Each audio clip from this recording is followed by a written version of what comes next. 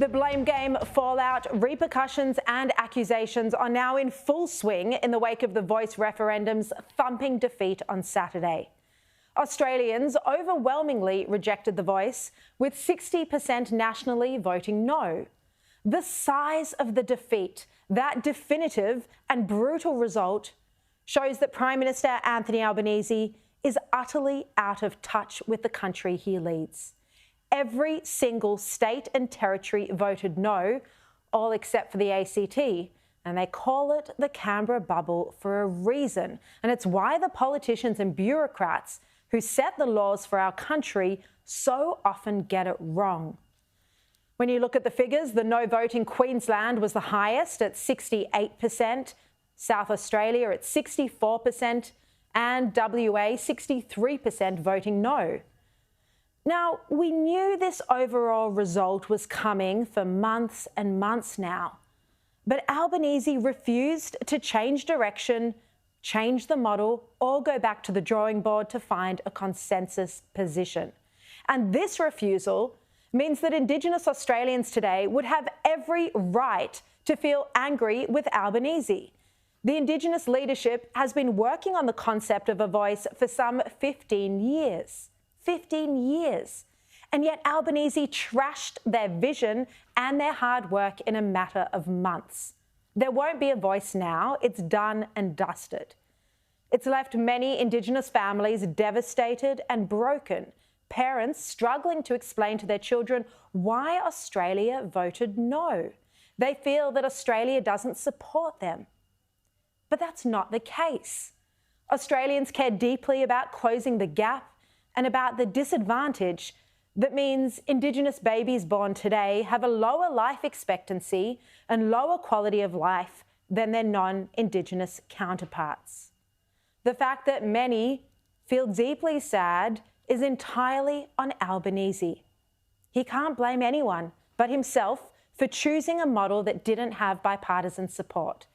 He knew he needed bipartisan support for the referendum to succeed, and he said this very clearly on Saturday night.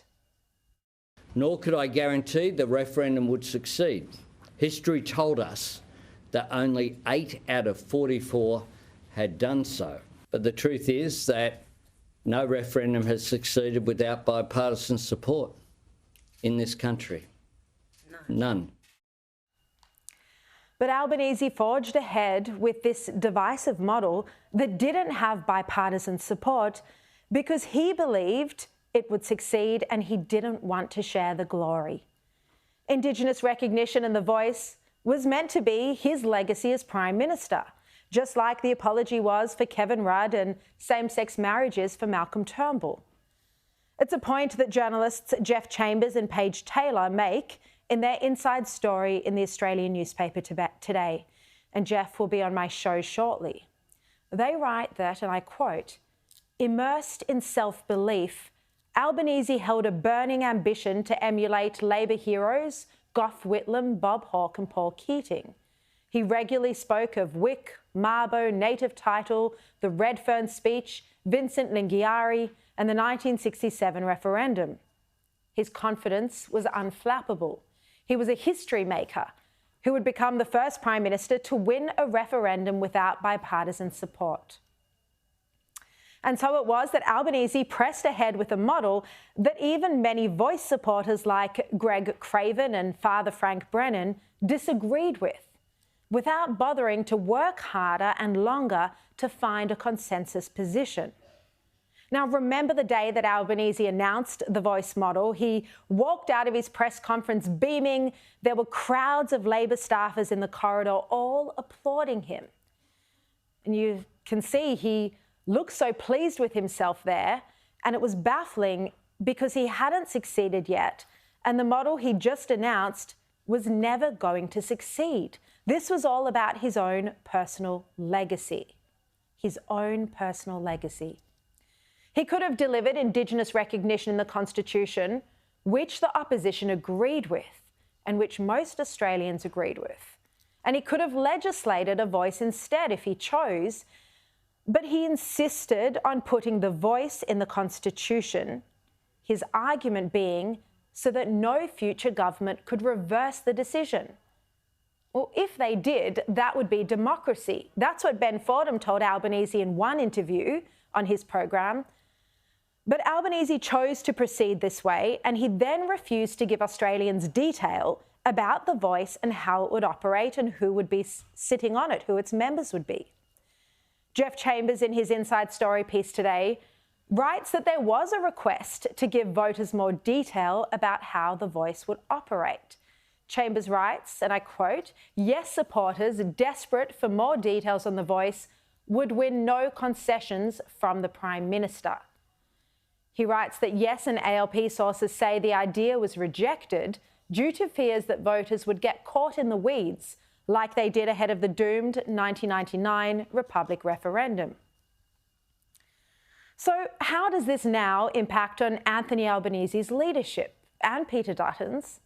Well, firstly, there's now talk of a Peter Dutton and Jacinta Price ticket at the next election, with a suggestion that Jacinta Price should be leader of the Nationals, replacing David Littleproud. And Bronwyn Bishop even thinks that Price could one day be a Prime Minister. Do you think she could be a future leader of the party? Undoubtedly. I'd love to see her get to the lower house because she's got what it takes. To be Prime Minister? I think so. But this emphatic result on the weekend doesn't automatically translate into support for Peter Dutton, although it has impacted on public sentiment and confidence in Albanese. It does mean that Australians weren't buying what Albanese was selling. They didn't trust him enough to go along with his vision, and he didn't bring the people with him. All the great Prime Ministers know how to take Australians with them. Now remember, this was Albanese's big vision from the night that he won office. On behalf of the Australian Labor Party, I commit to the Uluru Statement from the Heart. And then here he was on Saturday evening, crestfallen and white as a ghost. As Prime Minister, I will always accept responsibility for the decisions I've taken, and I do so tonight. It turns out, despite his own self-belief, Albanese doesn't have that magic touch, that ability to bring the country with him. And it's remarkable when you think of the more difficult and financially painful propositions that John Howard, Bob Hawke and Paul Keating all achieved with the support of the Australian people. Introducing the GST, for example. But Howard took the population with him. Albanese, on the other hand, couldn't with his vision of a voice to Parliament. And the underlying reason that Albanese failed, as I said at the start, is because he's utterly out of touch. He's aligned both with his own electorate, Grayndler, where 74% of these inner city lefty voters supported it. 74% voted yes. And he's aligned with his other place of residence in Canberra, where ACT voted yes. But he can't fathom, in the wake of this defeat, why the rest of Australia didn't agree with him. On Saturday night, when Albanese fronted the media from Canberra to speak after the defeat of the referendum, he tried to blame everyone else. He said it didn't have bipartisan support, and that's code for blaming Peter Dutton. He said that no one serious would have thought the Uluru Statement was 26 pages. Well, that's blaming my colleague Peter Craven. The only person he didn't truly blame was himself. He didn't take personal responsibility. Instead, he praised his own conviction and he claimed to have restored faith in politics. I had a duty. As a conviction politician, we argued for this change not out of convenience, but from conviction. Well, you could argue the opposite is true when he says that he's restored faith in politics, that for the first time in 50 years, Albanese is presiding over a government that is refusing to publish travel records. This is the worst transparency we've seen in half a century. Faith in politics? Well, he wouldn't give the Australian people information about how the Voice would work, how people would be appointed. but he expected voters to support it based on goodwill. And Albanese is still forging ahead with misinformation laws that would see individuals fined $8,000 a day if they refuse to show up to a government entity, ACMA, to account for what they've posted online. None of this is restoring faith in politics. Far from it. The lesson for our Prime Minister from this referendum is that Australians aren't stupid, they aren't racist. They're smart enough to know when information is being withheld from them, and they won't put up with it.